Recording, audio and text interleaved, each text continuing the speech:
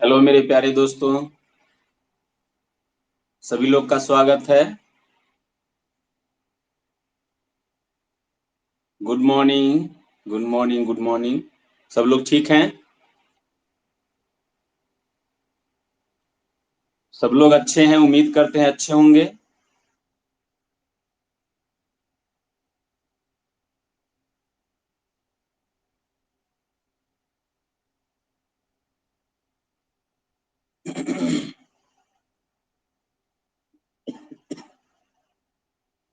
आज live class में हम लेके आएंगे ज्योमेट्री। जो मेंसुरेशन का छूट गया उसको रहने दीजिए, किसी और दिन क्लास में बता देंगे। और मैं लेके आया हूँ ज्योमेट्री। ज्योमेट्री शुरू से चलेगा और इसका रिकॉर्डिंग भी डाल देंगे यूट्यूब पर। ठीक है।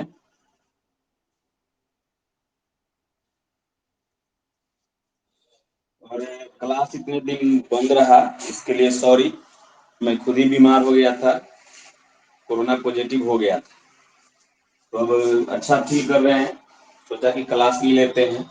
अब ठीक है, मस्त है, आपके सामने है जैसा भी है। सेहत पर तो काफी प्रभाव पड़ी, अंदर से पूरा एकदम कमजोर कर दिया। इतना कुछ खाने के बावजूद भी वीकनेस हो ही गई। आप लोग सतर्क रहिए, मैं इस चीज को मजाक में लेता था, लेकिन आप लोग थोड़ा सतर्क रहिए और बचिए। बाहर से आइए तो कपड़ा बाहर ही खोल दीजिए, उसको एक दो दिन बाद धोइए ना। थोड़ा सा सतर्क रहिए। गर्म पानी पीजिए, गलगला कीजिए। मॉर्निंग में तो कम से कम उठते उठते पहले गर्म पानी से गलगला कीजिए और गर्म पानी पीजिए। ठीक है, नींबू डाल के गर्म पानी पीजिए।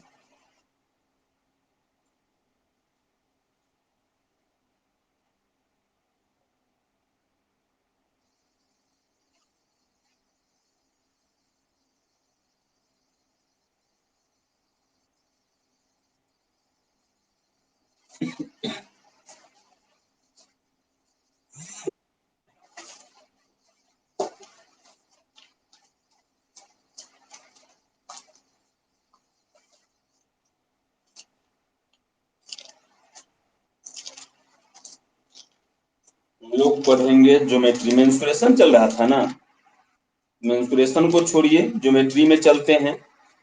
और बेसिक से चलेंगे, एक एक चीज बातों का ध्यान रखेंगे। कमजोर से कमजोर स्टूडेंट भी सीख जाए।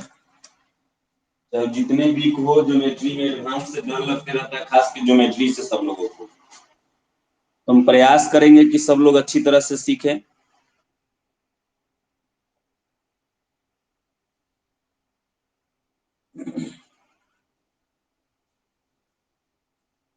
8 से नहीं बजा है, 1 2 मिनट बचा हुआ होगा।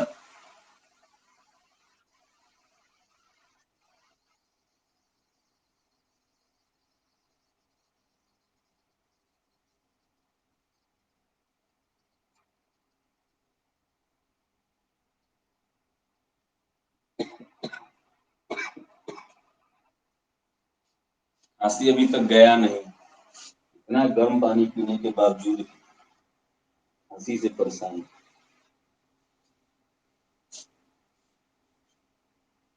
तो शायद सभी बैच नहीं ले पाएंगे, एक दो बैच लेंगे। खराब होने का मन बहुत कम करता है।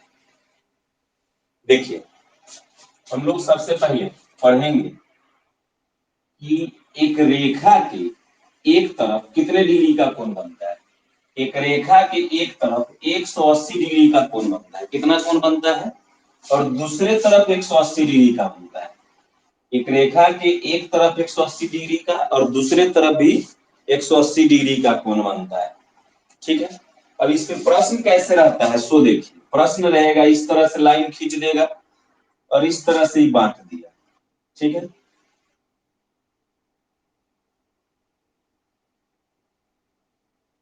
इस तरह से बांट दिया। एक कोण दे दिया 85, ई दे दिया 36। ये पूछेगा क्या ना, तो पूरा जोड़ के 180 आना चाहिए। तो 6 5 11 के एक हासिल एक 8 3 11 1 12।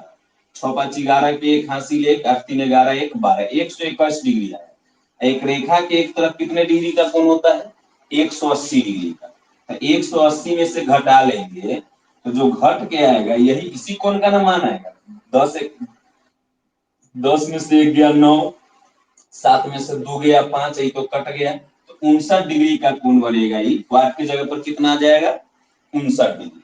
ठीक है, कोई दिक्कत नहीं ना। 180 में से घटा लेंगे 121, तो 9 इधर और 50 उधर, 50 और 9 59 आ गया। अब और प्रश्न रहेगा, दिख रहा है ना, यहाँ पे दिख रहा है ना साफ साफ।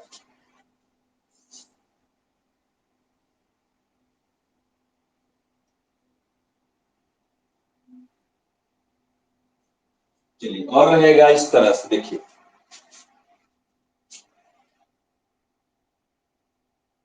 ई दे दिया 2y, ई दे दिया 3y, ई दे दिया, सॉरी, ई दे दिया 2y, ई दे दिया 3y, ey।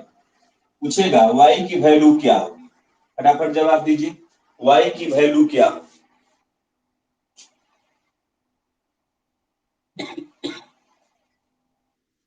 y की वैल्यू क्या होगी?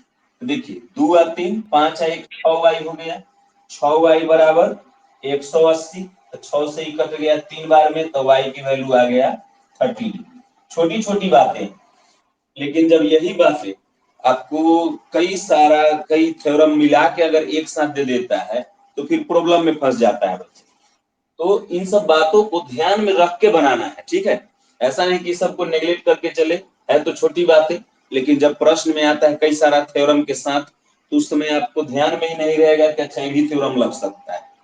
अब देखिए, एक रेखा की एक तरफ 180 डिग्री और दूसरे तरफ 180 डिग्री, यानी एक बिंदु के चारों 360 डिग्री का कोण बनता है। तो दूसरा थ्योरम हो गया हमारा कि एक बिंदु के चारों 360 डिग्री का कोण बनता है।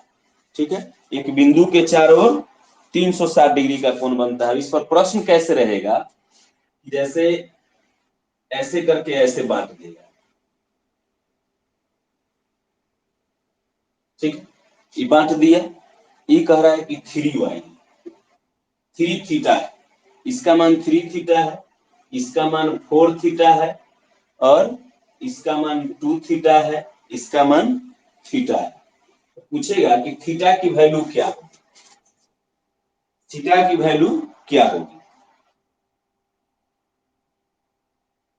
रिप्लाई करते चलिएगा।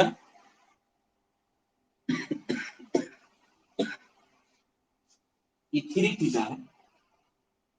देखिए एक बिंदु है, एक बिंदु के चारों ओर इशारा कोण बना है, सारा कोण मिल के 360 पूरेगा, तो 4 और 3 7 और 2 9 और 1 10 थीटा, 10 थीटा बराबर 360 डिग्री। तो थीटा बराबर कितना आ गया? 36 डिग्री। तो थीटा की वैल्यू कितनी हो जाएगी? 36 डिग्री। छोटी बातें हैं, लेकिन प्रॉब्लम में कभी कभी डाल देता है ना। तो दो थ्योरम आप पढ़ लिए, पहला कि एक रेखा के एक तरफ 180 डिग्री का कोण बनता है, दूसरा कि एक बिंदु के चारों ओर 360 डिग्री का कोण बनता है। ठीक है, तीसरा देखिए,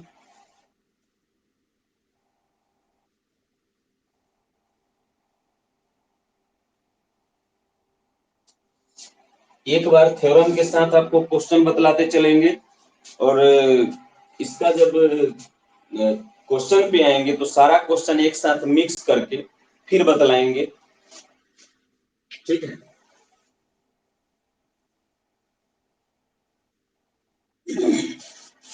अब देखिए, अगर कोई रेखा कोई अन्य रेखा को प्रतिच्छेद करे, यदि कोई रेखा कोई अन्य रेखा को प्रतिच्छेद करे,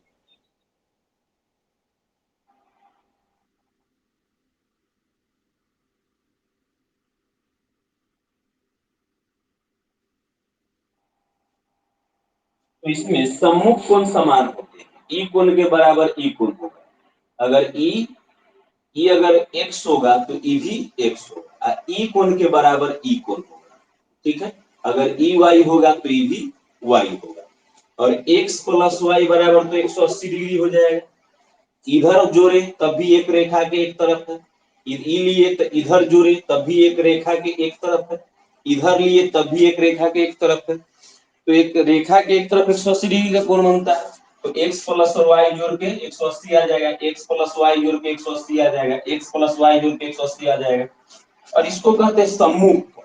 जब दो रेखा एक दूसरे को प्रतिच्छेद करे, तीसरा थ्योरम है ना, कि जब दो रेखा एक दूसरे को प्रतिच्छेद करे, लिख रहे हैं ना आप लोग, लिख रहे हैं, लिखते चलिए, छोटी छोटी बातें हैं बट लिखते चलिए, ठीक है।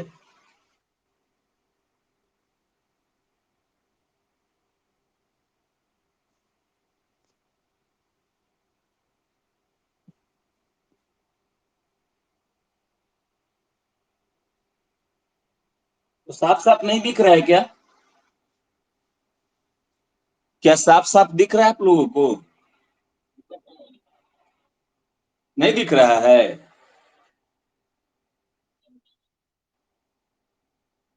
पंखा का नहीं है वो, मोबाइल में ही प्रॉब्लम है वो।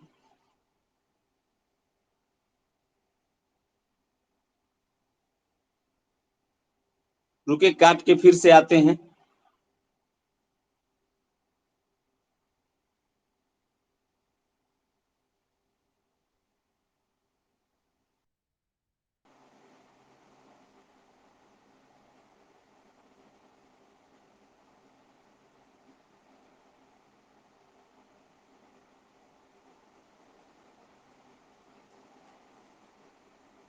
अब ठीक है। तो हम लोग अभी तीसरा थ्योरम पढ़ रहे हैं। पहला क्या पढ़े थे कि एक रेखा के एक तरफ 180 डिग्री का कोण बनता है, दूसरा एक बिंदु के चारों ओर 360 डिग्री का कोण बनता है। अब तीसरा पढ़ रहे हैं कि जब दो रेखा एक दूसरे को प्रतिच्छेद करे तो सम्मुख कोण समान होते, ठीक है, सम्मुख कोण समान होते। अब चौथा है, चौथा थ्योरम है, बतलाते चलेंगे, इस सब पर भी क्वेश्चन इस सब का यूज आ जाता है। चौथा है कि जब दो रेखा एक दूसरे से प्रत्येक बिंदु पर दूरी समान हो, जब दो रेखा के बीच, लिखते चलिए, जब दो रेखा के बीच प्रत्येक बिंदु पर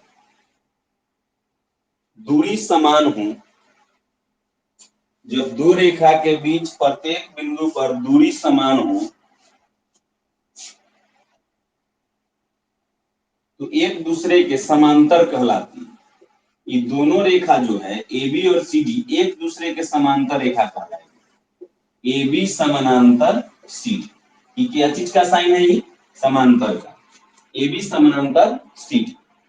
जब दो रेखा एक के बीच बिंदु, प्रत्येक बिंदु पर दूरी समान हो, तो ये आपस में समांतर रेखा कहलाती है, ठीक है। पांचवा, जब दो रेखा को कोई अन्य रेखा काटे तो इसे तिर्यक रेखा कहते हैं। क्या कहते हैं? तिर्यक रेखा। जब दो समांतर रेखा को कोई तिर्यक रेखा प्रतिच्छेद करे तो एकांतर कोण समान होते। ई कोण के बराबर ई कोण, अगर ई कोण एक्स है तो ए भी एक्स होगा, और ई कोण के बराबर ई कोण, अगर ई वाई है तो ई भी वाई होगा, ठीक है। कोई दिक्कत? जब दो रेखा समानांतर हो और उसे कोई अन्य रेखा काटे, उसे तिर्यक रेखा कहते हैं या प्रतिच्छेदी रेखा, और उसमें एकांतर कोण समान होते हैं, ई कोण के बराबर ई कोण और ई कोण के बराबर ई कोण हो जाएगा। अब इसमें आप गौर कीजिएगा, तो x प्लस वाई बराबर 180 डिग्री होगा, ठीक है। x प्लस वाई 180 डिग्री, ई वाई पे हो वाई, यानी ई दोनों कोण का योग 180 डिग्री। तो हम ऐसे भी लिख सकते हैं कि x प्लस वाई बराबर 180 डिग्री हो जाएगा। क्या कोई दिक्कत? तो अगला थ्योरम लेके लिख लीजिए इसी में, अगला थ्योरम इसी में लिखिए कि जब दो रेखा, पिक्चर भी बनाते चलिएगा, पिक्चर बना ले रहे हैं ना?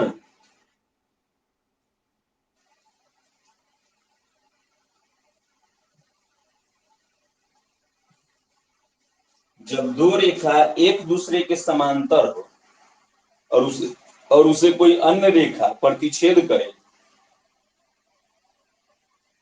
कोई अन्य रेखा दोनों को प्रतिच्छेद करे, तो एक ही तरफ के कोण का योग 180 डिग्री होता है।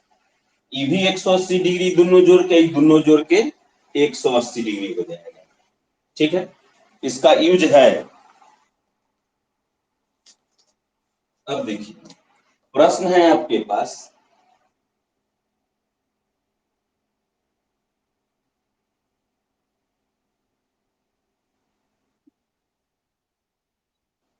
वीडियो तो आपके इधर प्रॉब्लम होगा, नेट का नेटवर्क प्रॉब्लम आपके इधर होगा, मेरे यहाँ से ठीक है।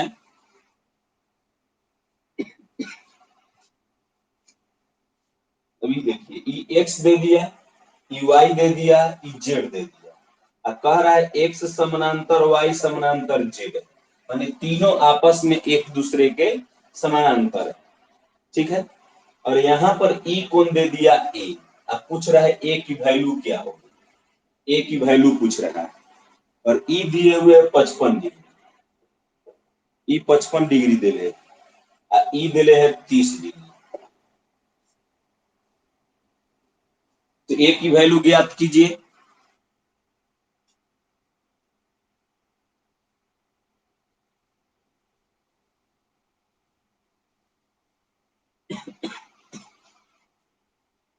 ए की वैल्यू जल्दी से निकाल के बतलाइए।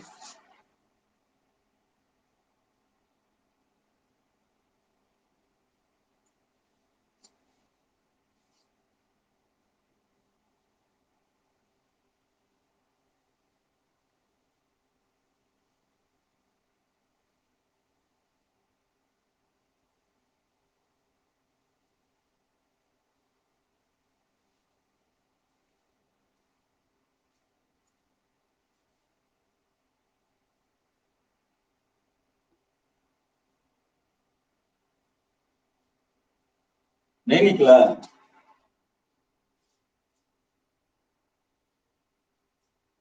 कोई आदमी नहीं बना पाए? देखिए, समझिएगा, ये दोनों रेखा तो आपस में समानांतर है, तिर्यक रेखा है, तो ई कोण ई कोण एकांतर कोण हो गया।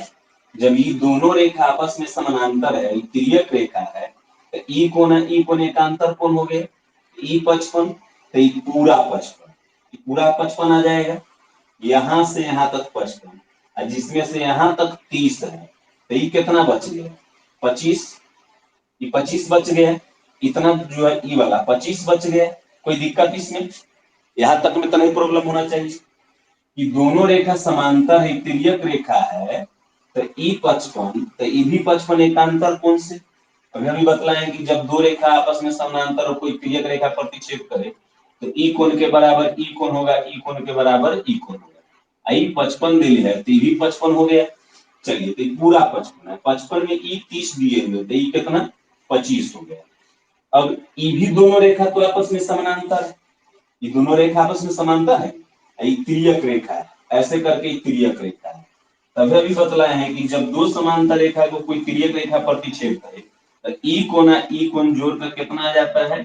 180 डिग्री आता है। तो हमारा कोण ए प्लस 25 मिलकर 180 आएगा, तो कोण ए बराबर कितना हो जाएगा? 180 में से 25 घटा दीजिए, तो 155 डिग्री। ठीक है, समझ में आया? कोई दिक्कत नहीं होनी चाहिए।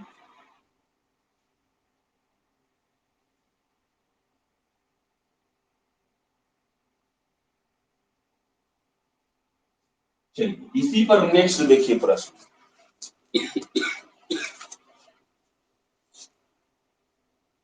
दो रेखा और दोनों रेखा आपस में समानांतर, यह है ए बी सी डी। ठीक है, तो कौन ई ओ है, तो पूछ रहा है कौन बी ओ डी की वैल्यू, कौन बी ओ डी दिए हुए है, कौन A B P 30, A B, अच्छा ये पी है, पी, तो कोण ए बी पी ई वाला है 30 दे, अब कोण सी डी पी दिए हुए है, कोण सी डी पी 45, ई वाला दिए हुए है 45, सी डी पी, हाँ जो बीच में रहता है कोण सी डी पी ऐसे लिखा जाएगा, सी डी पी दिए हुए है 45, जो रहेगा ना वो बीच में रहेगा, जिसका मान रहेगा वो बीच में रहेगा, सी डी पी ई वाला 45 दिए हुए, तो पूछ रहा है कौन बी पी डी अर्थात ई वाला, बना के बताइए जल्दी से।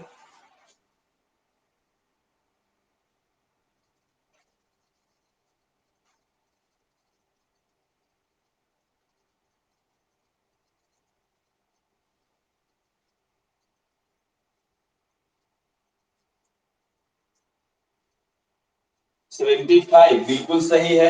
देखिए एक ऐसी रेखा हम खींचते हैं, एक ऐसी रेखा सो दोनों को समानांतर, सॉरी इसमें और एक बात दिए हुए था कि ए बी समानांतर है सी डी, तो ये बात तो हम दिए ही नहीं, ए बी समानांतर है सी डी, दोनों आपस में समांतर रेखा, हम एक ऐसी रेखा खींचते हैं जो दोनों के समांतर, तो जब दोनों के समांतर होगा तो ए बी समानांतर ई, तो एकांतर कोण से ई कोण के बराबर ई कोण, तो ई भी 30, और जब ई दोनों रेखा आपस में समांतर है, ई तिर्यक रेखा है, तो ई 45, तो ई 45, तो पूरा कितना, तो पूरा हो जाएगा 30 प्लस 45, तो 40 30 70 5 75 डिग्री हो गया। कोई दिक्कत, कोई दिक्कत नहीं। चलिए अब नेक्स्ट प्रश्न की ओर बढ़ते हैं, नेक्स्ट थ्योरम की।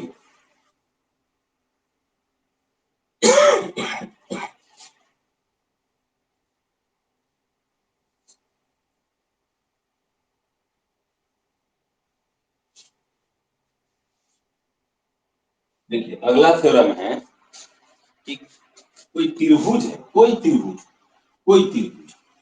उसके तीनों कोण का योग 180 डिग्री होता है, ए बी सी, तो कोण ए प्लस कोण बी प्लस कोण सी बराबर 180 डिग्री होगा, ठीक है, कोण ए प्लस कोण बी प्लस कोण सी बराबर 180 डिग्री होगा, तीनों कोण का योग, किसी त्रिभुज के तीनों कोण का योग 180 डिग्री होता है, लिखते चलिए, है छोटी छोटी बातें, आप लोग पहले से भी सबको जानते हैं, लेकिन फिर भी लिखते चलिए, किसी त्रिभुज के तीनों कोण का योग 180 डिग्री होता है, ठीक है, किसी त्रिभुज के तीनों कोण का योग 180 डिग्री होता है, तो मान लीजिए ई 70 दिया, ई 60 दिया, तो ई कोण कितना होगा, ये हो गया 7 6 13 130, तो 130, तो ये हो जाएगा 180 में से 130 घटा देंगे तो 50 डिग्री, ठीक है, ये कितना आ जाएगा 50 डिग्री, कब, जब ये 70 60 दिए हुए रहता तब। अब समझिएगा कि अगर पूछ दे कि इसमें सबसे बड़ी भुजा कौन हो, नेक्स्ट थ्योरम है, क्वेश्चन भी नोट करते चलिएगा, जो थ्योरम लिखते हैं उसके नीचे क्वेश्चन भी नोट करते चलिएगा, पूछेगा कि सबसे बड़ी भुजा कौन सी, लिखिए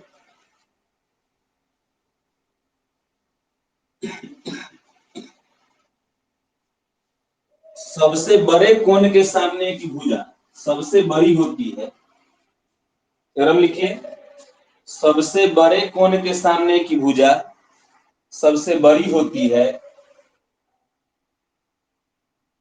तथा सबसे छोटे कोण के सामने की भुजा सबसे छोटी होती है, तथा सबसे छोटे कोण के सामने की भुजा सबसे छोटी होती है, इसमें सबसे बड़ा कोण कौन सा है 70 डिग्री, तो 70 डिग्री के सामने वाला भुजा बीसी सबसे बड़ा होगा, इससे छोटी भुजा कौन होगी, इससे जस्ट छोटी भुजा, 70 है 60 है 50 है, तो ये हो जाएगा, तो 60 के सामने वाला भुजा है एसी, तब एसी हो जाएगा, सबसे बड़े कोण के सामने की भुजा सबसे बड़ी और सबसे छोटे कोण के सामने की भुजा सबसे छोटी होती है, अब सबसे छोटी भुजा कौन होगी, तो कौन सी है जो सबसे छोटी है 50 डिग्री, तो कौन सी के सामने की भुजा ए बी हो जाएगी। क्लियर है? इस तरह से इसके भुजा का अरेंजमेंट होगा। तो सबसे बड़ी भुजा बी सी, उसके बाद ए सी, तब ए। नोट कर लिए? जल्दी से नोट कीजिए।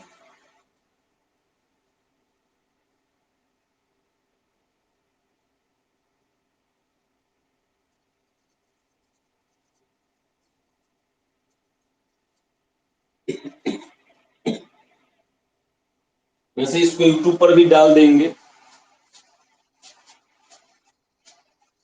मिटा दें।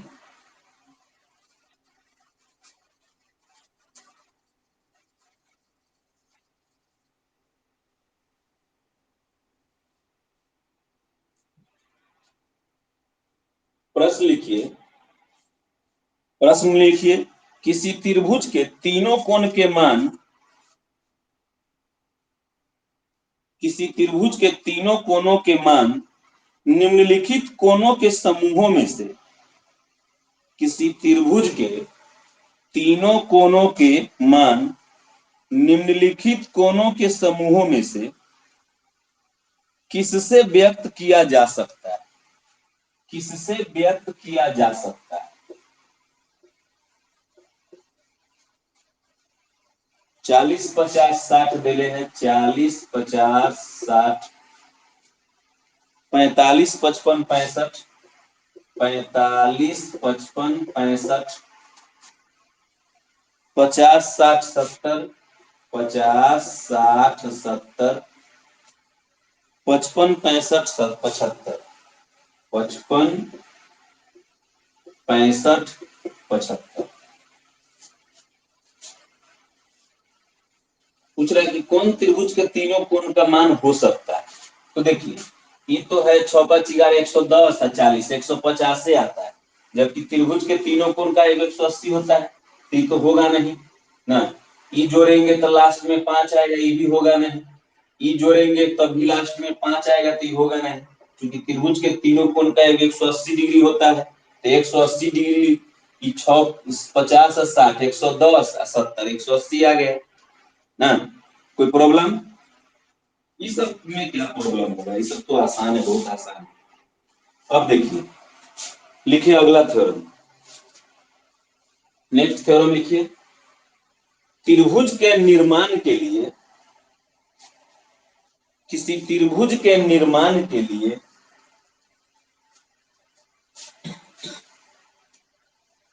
किन्हीं दो भुजा का योग, किसी त्रिभुज के निर्माण के लिए किन्हीं दो भुजा का योग तीसरी भुजा से हमेशा बड़ी होनी चाहिए। त्रिभुज के निर्माण के लिए किन्हीं दो भुजा का योग तीसरी भुजा से हमेशा बड़ी होनी चाहिए।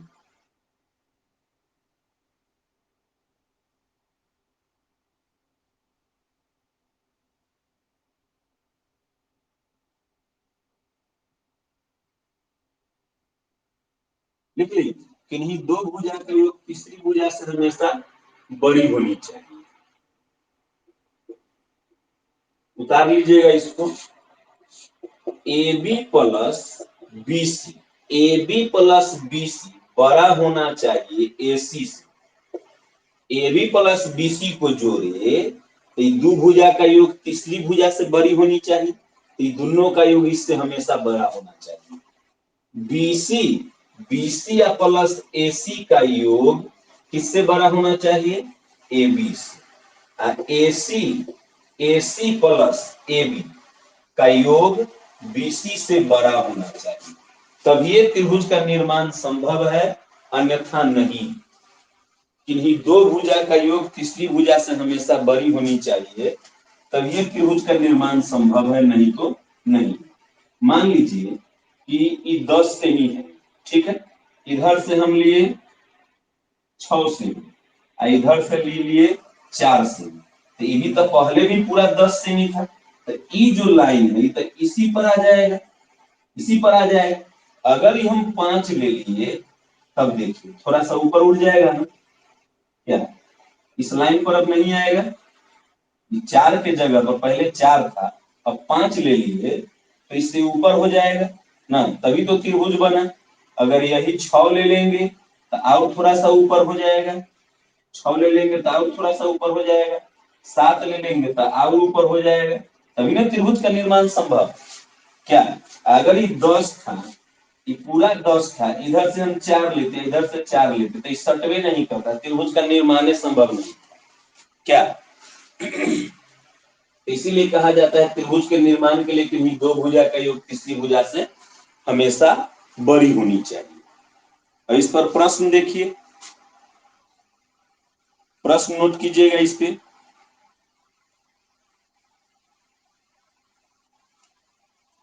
निम्नलिखित में से किससे निम्नलिखित में से किससे त्रिभुज की रचना संभव नहीं। निम्नलिखित में से किससे त्रिभुज की रचना संभव नहीं। निम्नलिखित में से किससे त्रिभुज की रचना संभव नहीं।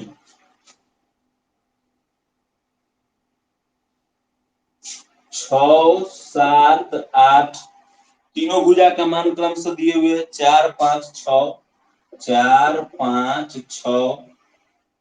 अगला है 3, 4, 5, 3, 4, 5।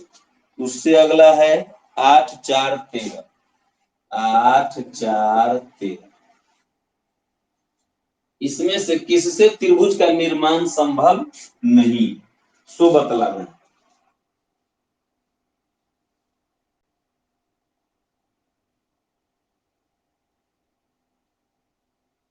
जी डी बिल्कुल सही जवाब है, डी होगा।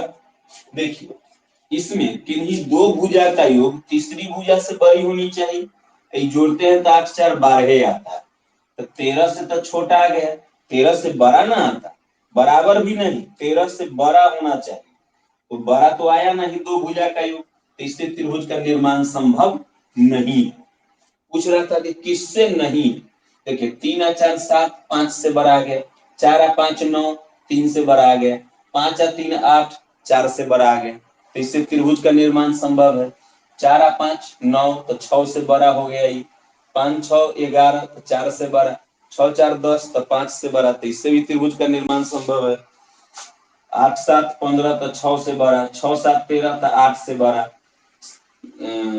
8 6 14 तो 7 से बड़ा, इससे भी त्रिभुज का निर्माण संभव है। चलिए अब एक प्रश्न है इसमें कि ई दे दिया 6, ई दे दिया 8, तो इसकी वैल्यू कितना से कितना हो सकता है, इसका संभव मान क्या होगा, एक्स का संभव मान कितने होंगे।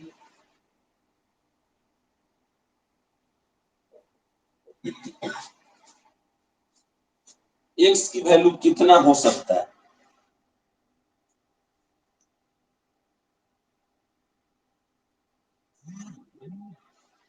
ये बतलाना है कि कै गो एक्स का मान संभव है। तो देखिए दो रखेंगे तो बनेगा नहीं, दो रखेंगे तो बनेगा, 6 2 8 इसके बराबर आ जाएगा, तो 3 रखना पड़ेगा, क्या 3 रखना पड़ेगा कम से कम ना, तो 6 3 9 8 से बड़ा, 8 3 11 6 से बड़ा ना, है ना, 6 8 14 3 से बड़ा, तो सबसे छोटा मान 3 लेना पड़ेगा, और 3 से ज्यादा। अब देखिए यहाँ 8 6 14 से छोटा होना चाहिए, क्या दो भुजा का योग तीसरी भुजा से हमेशा बड़ी ना होनी चाहिए, तो इसका अंतिम मान 13 है ना, 13 लेंगे तो 13 6 19, 8 से बड़ा, 13 8 21, 6 से बड़ा, 8 6 14 13 से बड़ा है ना, 8 6 14 तो 13 से बड़ा, तो 3 से 13 तक लेना पड़ेगा। हम इसको समझेंगे कैसे, तो देखिए तीसरी भुजा का जो मान है एक्स की जो वैल्यू होगी, ये दोनों भुजा के अंतर से बड़ी होगी, ठीक है, तो दोनों भुजा का अंतर 8 में से 6 गया 2, तो 2 से बड़ी होगी, तो कहां से शुरू होगी, 3 से। और x की जो वैल्यू होगी अंतिम वैल्यू, वो किससे छोटी होगी, तो दोनों भुजा के योग से छोटी होगी, तो 8 6 14, 14 से छोटी तक 13 तक। ठीक है, इस बात को लिख लीजिए। यदि लिखें,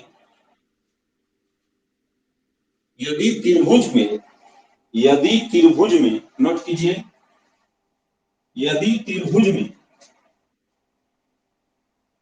किन्हीं दो भुजा का मान दिया गया हो, यदि किसी त्रिभुज में दो भुजा का मान दिया गया हो, तो तीसरी भुजा का संभव मान, तो तीसरी भुजा का संभव मान, तो तीसरी भुजा का संभव मान दोनों भुजा के अंतर से अधिक होगी, दोनों भुजा के अंतर से अधिक होगी,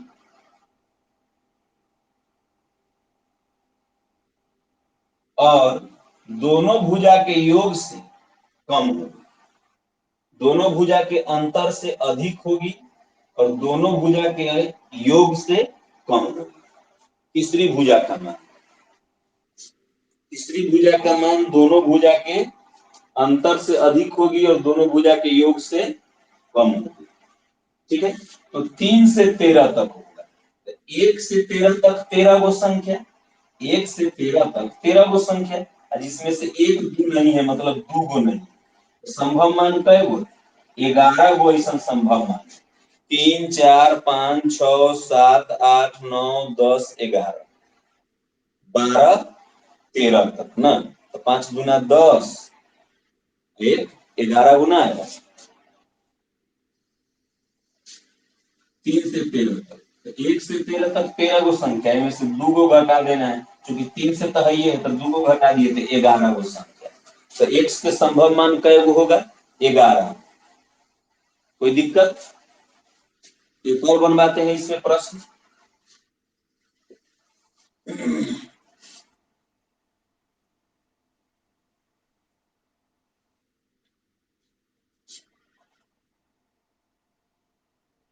ये 5 दिले, ये 16 दिले, तो x के वैल्यू कै गो होगा? x के संभव मान कितने? x के संभव मान कितने?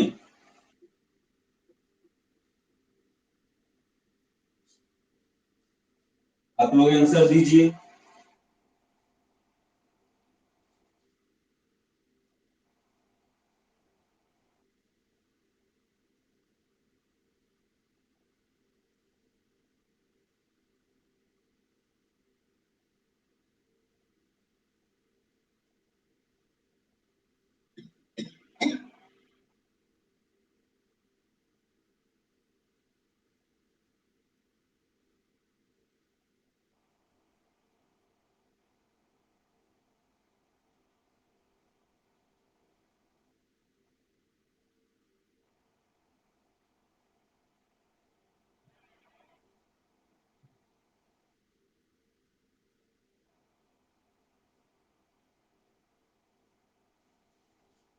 बारह से 20 तक होगा ना, सही है।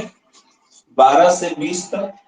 देखिए, 16, 16 में से 5 गए तो 11, 11 से बड़ी होगी एक्स की वैल्यू, 11 से बड़ी होगी एक्स की वैल्यू। 16 5 21, तो 21 से छोटी होगी एक्स की वैल्यू। तो 11 से बड़ी यानी 12 से शुरू होगा, 21 से छोटी यानी 20 तक होगा। तो 12 से 20 तक का वो संख्या, तो 20 में से 11 को घटा दीजिए। 1 से 20 तक में 20 वो संख्या, 1 से 11 तक ना घटाना है, तो 11 को घटा दिए, तो 20 में से 11 गया तो 9 गो। तो ऐसा संभव संभव मान कै गो? 9। ठीक है, क्लियर है? इसका संभव मान कितने हैं? 9।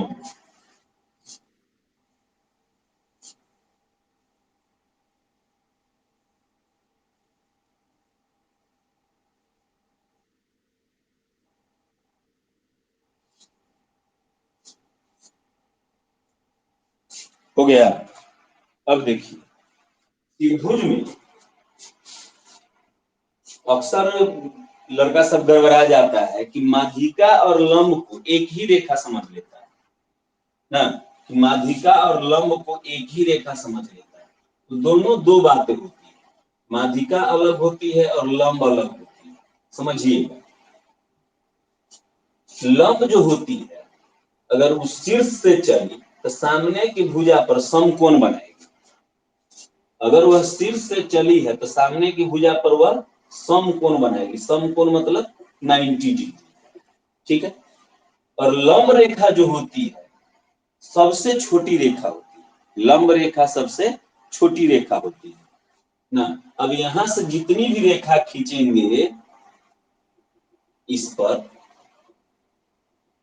जितनी रेखा इस पर खिंचाएगा उसमें एक ही वो रेखा लंब होगा ना, और वह सबसे छोटी रेखा होगी। और मान लीजिए ए है, बी है, सी है, ई, पी है, तो इसको अगर दर्शाना होगा कि लंब को, तो एपी लंब बीसी ऐसे दर्शाना होगा कि एपी लंब है बीसी पर। एपी लंब, लंब का साइन है बीसी पर। ठीक है, तो आप नोट कीजिए। चलते हैं इस पर भी, आप पहले नोट कीजिए। कोई रेखा के बाहर किसी बिंदु से, कोई रेखा के बाहर किसी बिंदु से, कोई रेखा के बाहर किसी बिंदु से उस रेखा पर अनंत रेखाएं खींची जा सकती है। किसी रेखा के बाहर किसी बिंदु से उस रेखा पर अनंत रेखाएं खींची जा सकती है। उसमें सबसे छोटी लंब रेखा होती है। उसमें सबसे छोटी लंब रेखा होती है जो उस आधार के साथ समकोण बनाती है। समकोण मतलब 90 डिग्री का। समकोण मतलब 90 डिग्री का, उस आधार के साथ समकोण बनाती है। ठीक है। अब मान लीजिए ये ए है, ये बी है, ये ओ है, ये पी है। इसको लिखना होगा तो कैसे लिखेंगे? ओपी लंब है ए बी पर, ओपी लंब है ए बी पर। ठीक है।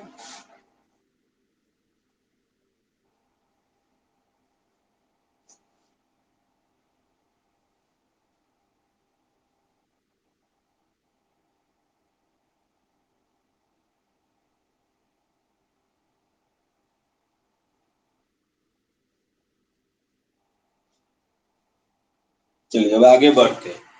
लंब रेखा आप समझ गए कि लंब रेखा क्या होती है, इस प्रश्न में है इसमें।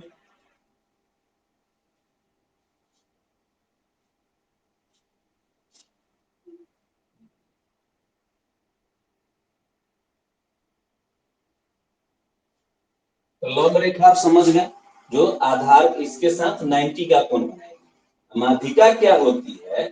माध्यिका जो भुजा के मध्य में जाके मिलेगी।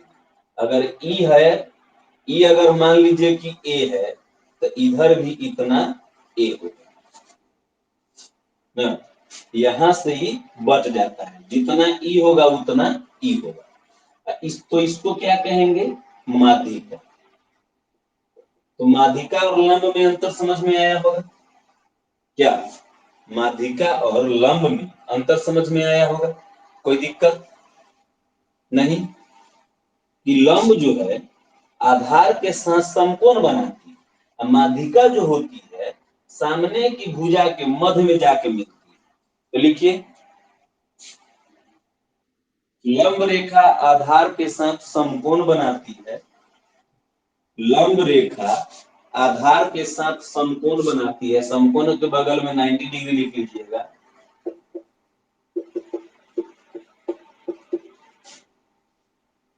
और माध्यिका रेखा, और माध्यिका रेखा सामने की भुजा के, और माध्यिका रेखा सामने की भुजा के मध्य बिंदु पर जाकर मिलती है। और माध्यिका रेखा सामने की भुजा के मध्य बिंदु पर जाके मिलती है। ठीक है। अब इसको उतार लीजिए। उतार लिए।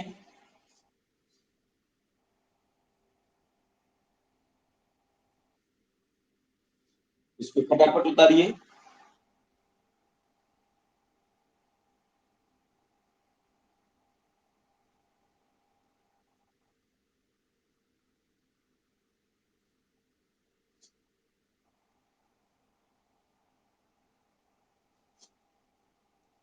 उतार लिए?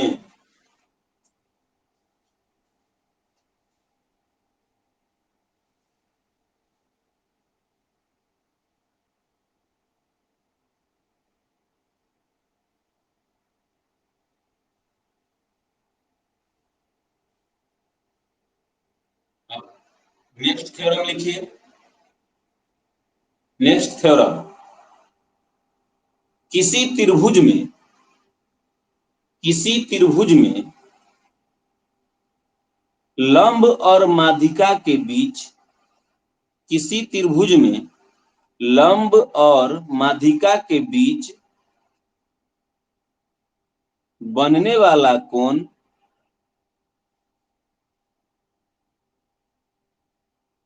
लंब और माध्यिका के बीच बनने वाला कोण अन्य दो कोणों के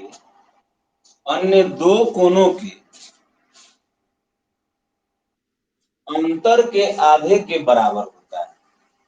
अन्य दो कोणों के अंतर के आधे के बराबर होता है।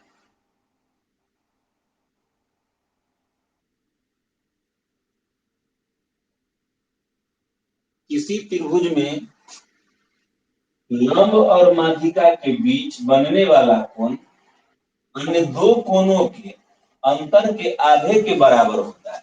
अर्थात कोण पी ए लंब ई है, आई माध्यिका है, तो लंब और माध्यिका के बीच जो कोण बन रहा है पी ए ओ, वो कोण हो जाएगा कोण बी माइनस कोण सी बाई टू।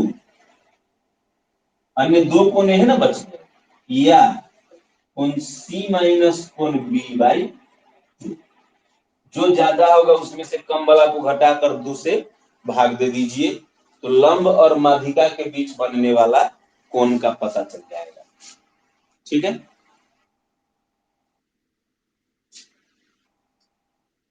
क्लियर है?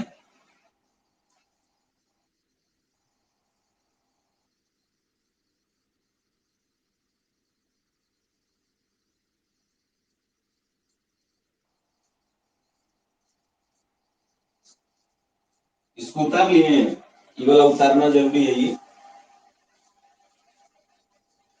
चलिए प्रश्न लिखिए, तो क्वेश्चन नोट कीजिए। एक त्रिभुज ए बी सी में एक त्रिभुज ए बी सी में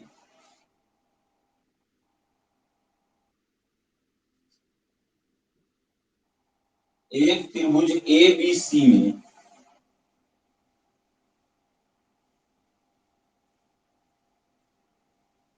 ए डी लंब बी सी है।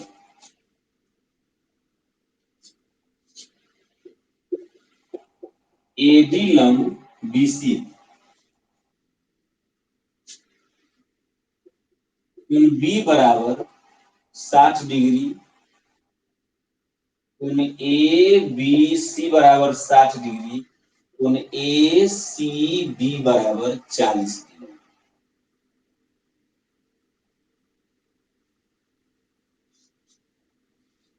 यदि ए ई उस त्रिभुज की माध्यिका हो, यदि ए ई उस त्रिभुज की माध्यिका हो,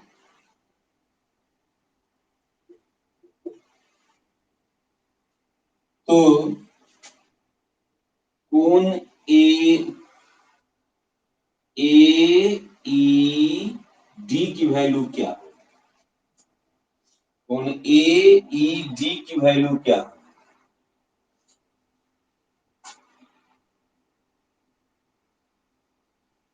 कोण ए ई सी की वैल्यू क्या?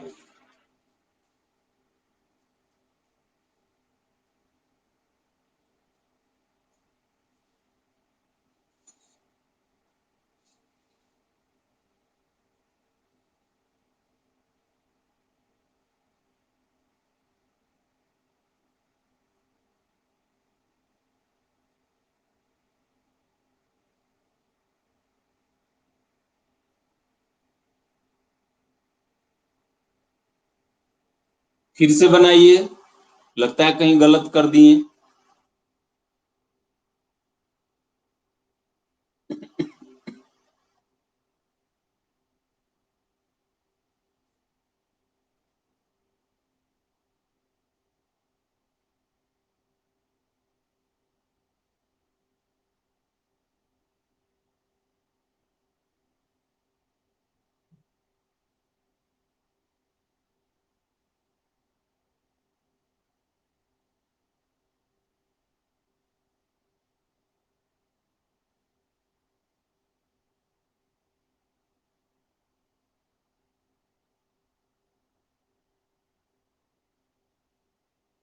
जी बिल्कुल सही है, 80 और 100 होगा।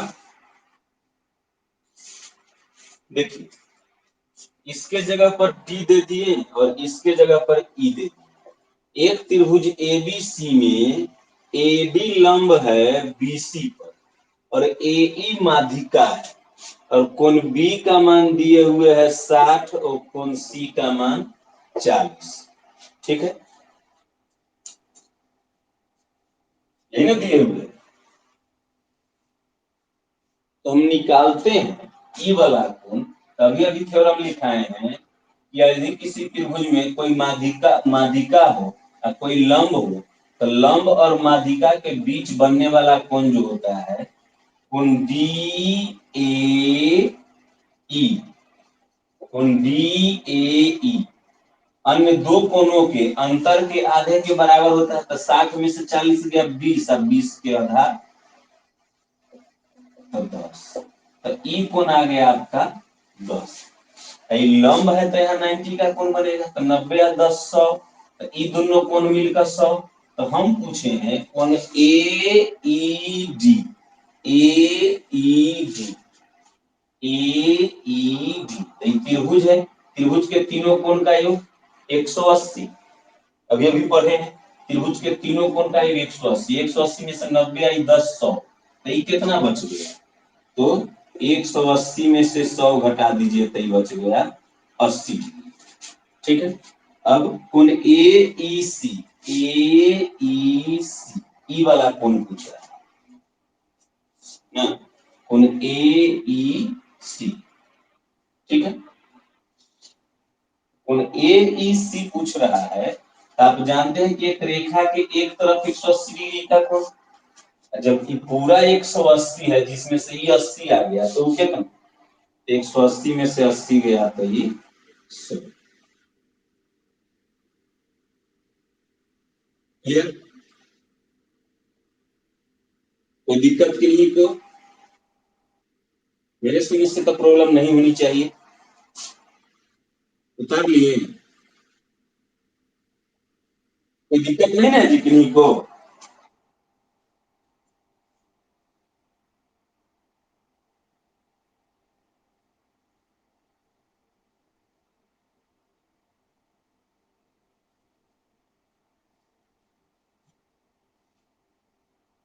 अब देखिए, इसको मिटा देते हैं।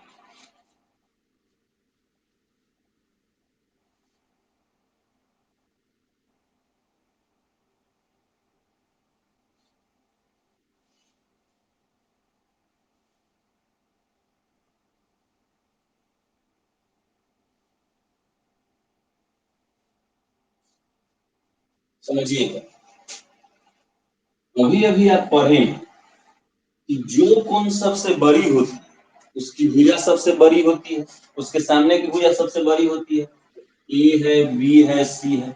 तो ई 70 लिए थे, ई 60 लिए थे, ई 50 लिए। तो सबसे बड़ी भुजा बी सी, उसके बाद ए सी, उसके बाद ए। क्योंकि सबसे बड़े कोण के सामने की भुजा सबसे बड़ी होती है।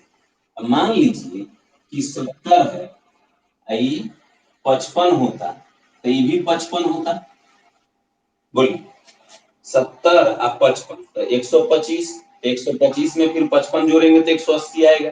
5 5 10 के शून्य हासिल ले, 5 1 6, 5 11, 7 18, तब ना 180 आएगा, क्योंकि त्रिभुज के तीनों कोण का 180 होता है।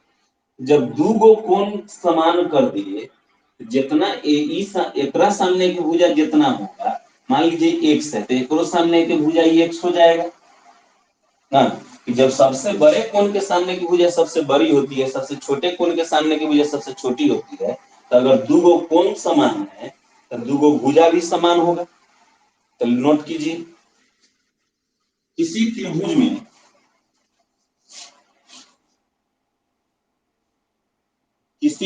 में दो समान भुजा से तीसरी भुजा पर बने कोण समान होते हैं। किसी त्रिभुज में इन्हीं दो समान भुजा से तीसरी भुजा पर बने कोण समान होते हैं। दो गो समान भुजा हो गए, इससे जो तीसरी भुजा ये बच गए, इस पर जो कोण बना ये दोनों कोण समान हो जाएगा ना। ये अगर ए है, ये ए है, ये बी है, तो ये भी बी हो जाएगा। ये अगर एक्स है, वाई है, ये वाई है, तब दो समान भुजा के सामने, दो समान कोण के सामने का भुजा भी समान होता है। ठीक है, कोई दिक्कत नहीं ना। अब देखिए, यदि किसी त्रिभुज में कोई एक भुजा बढ़ा दी जाए, इस पर बनने वाला जो बाह्य कोण होगा सुदूर अंतर कोण के योग के बराबर होगा। अगर ये एक्स है, यू वाई है, तो ये जो कोण बनेगा एक्स प्लस वाई। ठीक, नोट कीजिए। तो कैसे देखिए, अगर ई जेड है, तो रेखा के एक तरफ 180 डिग्री, तो जेड प्लस इसको हम मान लेते हैं, अभी इसको मान लेते हैं के, तो जेड प्लस के बराबर 180 डिग्री होगा ना जी। जेड प्लस के, एक रेखा के एक तरफ 180 डिग्री, एक त्रिभुज के तीनों कोण का 180 डिग्री, यानी x plus y plus z बराबर 180 डिग्री। बोलिए क्या, जेड तो है, ये जेड तो इसमें भी है, जेड इसमें भी, तो के जगह पर क्या है, एक्स प्लस वाई, तो के बराबर एक्स प्लस वाई होगा कि नहीं, होगा ना। थ्योरम नोट कीजिए, किसी त्रिभुज में किसी त्रिभुज में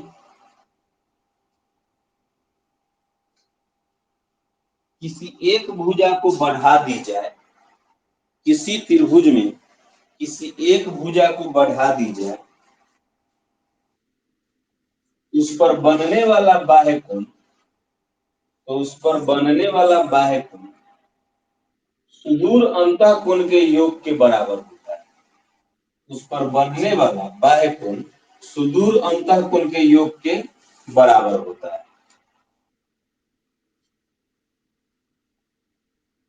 इसको नोट कर लीजिए।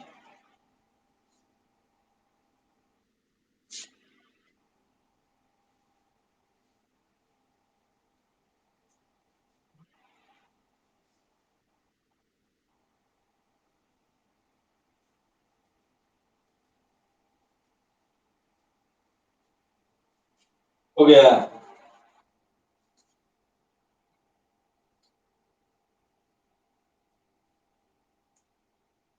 हो गया ना जी। चलिए, अब है कोई त्रिभुज, ठीक, तो कोई त्रिभुज है, तो इसमें जो लंब केंद्र होता है, यहाँ पर ही 90 का कोण बनाएगा, यहाँ पर ही 90 का कोण बनाएगा, यहाँ पर 90 का कोण बनाएगा, ये तीनों जहां पर मिला इसको कहेंगे लंब।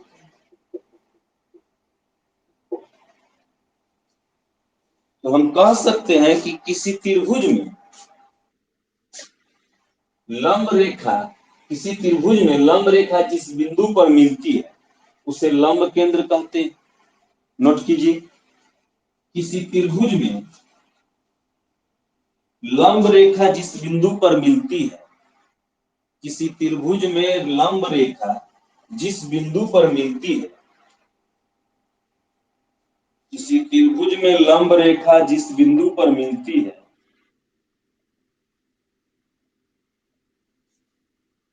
उसे लंब केंद्र कहते हैं। उसे लंब केंद्र कहते हैं। ठीक है।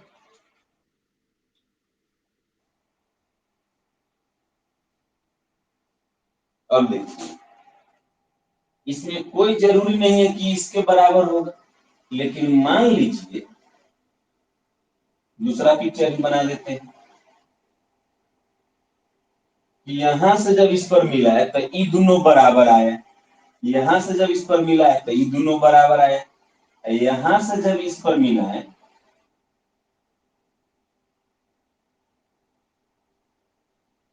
ना, तो ये दोनों बराबर आए,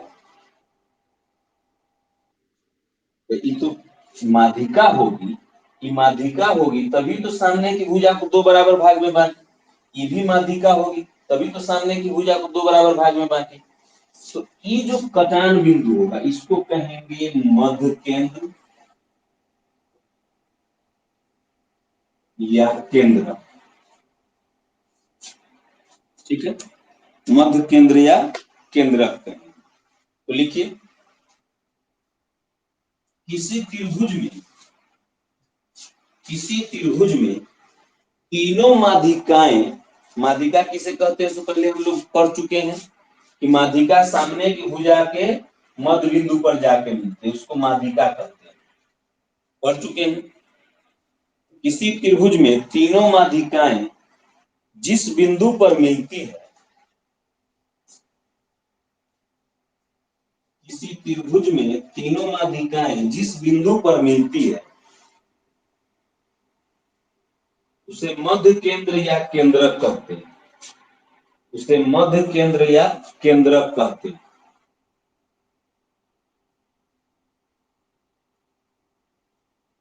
उसे मध्य केंद्र या केंद्रक कहते हैं। अब अगला लिखिए,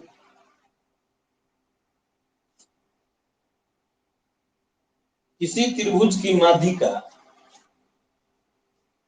किसी त्रिभुज की माध्यिकाएं, पिक्चर बाद में बनाइएगा, पहले लिख लीजिए इसके बारे में सारी बात, सारी बात कथी एक दूगो तो पॉइंट है। किसी त्रिभुज की माध्यिकाएं एक दूसरे को 2:1 में बांटती, 2:1 में बांटती, किसी त्रिभुज की माध्यिकाएं एक दूसरे को 2:1 में बांटती, अर्थात ये दो भाग होगा तो एक भाग होगा, ये दो भाग होगा तो एक भाग होगा, ये दो भाग होगा तो एक भाग होगा, 2:1 ही हमेशा मानिएगा। ठीक है, 1:2 भी ऑप्शन में रहेगा लेकिन नहीं मारना है, 2:1 मारना है। किसी त्रिभुज की माध्यिकाएं एक दूसरे को 2:1 में बांटती, लिख लिए, किसी त्रिभुज की माध्यिकाएं एक दूसरे को 2:1 में बांटती।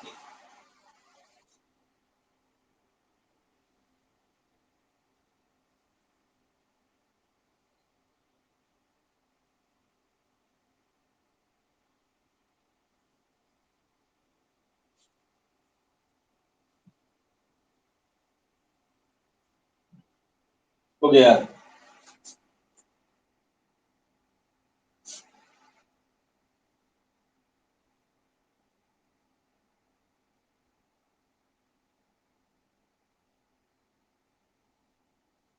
अब प्रश्न लिखिए,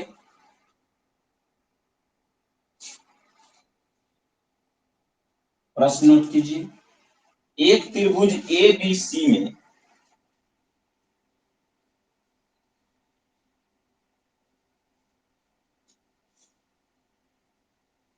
एक त्रिभुज ए बी सी में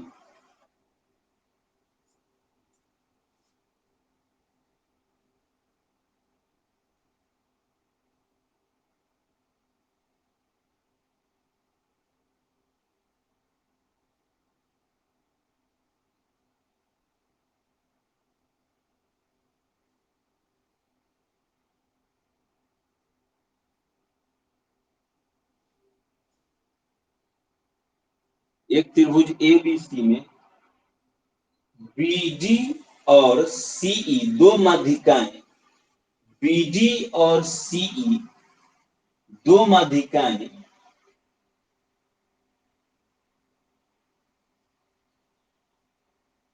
एक त्रिभुज ए बी सी में बी डी और सीई दो माध्यिकाएं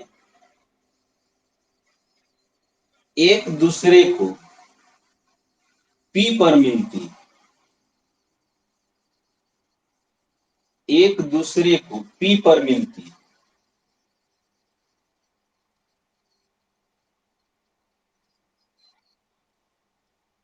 एक दूसरे को पी पर मिलती यदि, सॉरी माध्यिकाएं नहीं है, फिर से क्वेश्चन मिलाइए। किसी त्रिभुज एबीसी में, किसी त्रिभुज एबीसी में बीई बीई सॉरी बीडी और सीई, किसी मिलाइएगा प्रश्न फिर से, किसी त्रिभुज एबीसी में बीडी और सी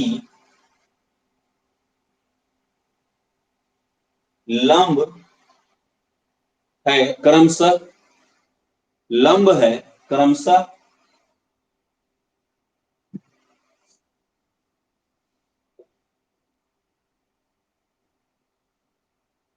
किसी त्रिभुज एबीसी में बीडी और सीई लंब है क्रमशः एसी और एबी भुजा पर, एसी और एबी भुजा पर, एसी और एबी भुजा पर यदि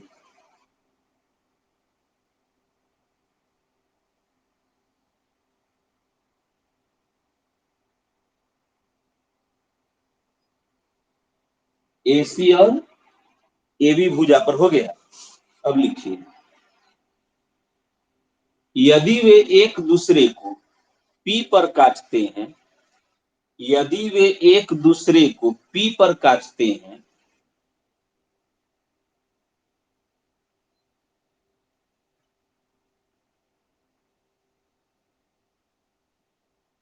तो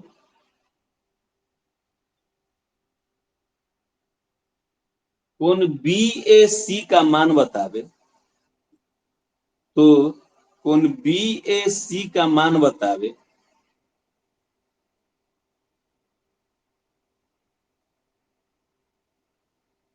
जबकि जबकि कोण बीपीसी बराबर 120 डिग्री, जबकि कोण बीपीसी बराबर 120 डिग्री।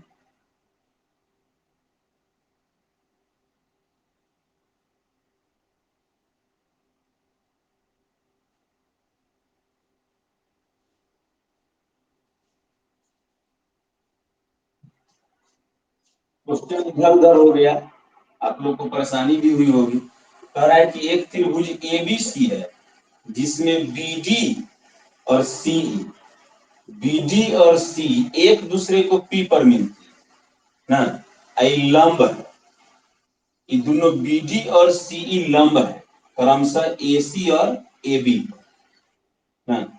अब ई कोण देले है 120 डिग्री, ये दोनों रेखा एक दूसरे को प्रतिच्छेद कर रही है, तो सम्मुख कोण से ई 120 तो ए हो 120, आई लंब है तो ई 90, आई लंब है तो ई 90। अभी देखिए इसमें आइए, एक और थ्योरम नोट कीजिए, चतुर्भुज के चारों कोण का योग 360 डिग्री होता है, किसी चतुर्भुज के चारों कोण का योग 360 डिग्री होता है, 90 आई 90 आई 120 तो ये कितना 60 हो जाएगा, तो 90 90 180, ये दोनों मिलकर 180 तब ना 360 देगा। तो चतुर्भुज है, चतुर्भुज के चारों कोण का योग 360 डिग्री, 90 90 है ये है तो 120 तो ये कितना 60 डिग्री। कोई दिक्कत नहीं ना, कोई प्रॉब्लम नहीं है। चलिए आज के लिए इतना ही रहने देते हैं। नमस्कार, भारत माता की जय, जय हिंद।